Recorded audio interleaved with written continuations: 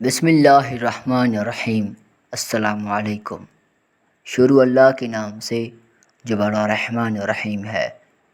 ناظرین، اگر انسان کو تکبر کے بارے میں اللہ کی ناراضگی اور سزا کا علم ہو جائے تو بندہ صرف فقیروں اور غریبوں سے ملے اور مٹی پر بیٹھا کرے۔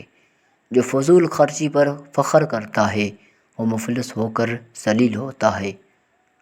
حضرت امام علی علیہ السلام فرماتے ہیں، تمہارے والدین تمہیں بچپن میں شہزادوں کی طرح پالتے ہیں، لہٰذا تمہارا فرض بنتا ہے کہ ان کے بڑھاپے میں ان کو بادشاہوں کی طرح رکھو۔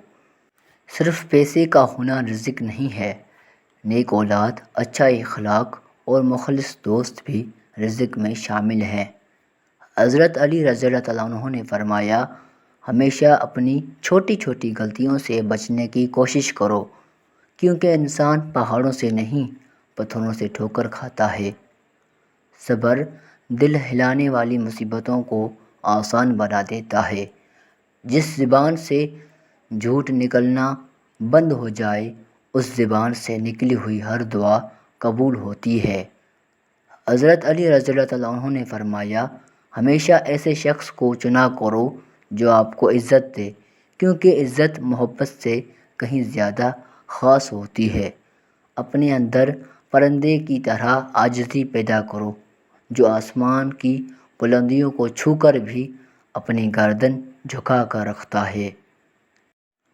جب کسی کو کسی سے رشتہ ختم کرنا ہو تو سب سے پہلے وہ اپنی زبان کی مٹھاس ختم کرتا ہے۔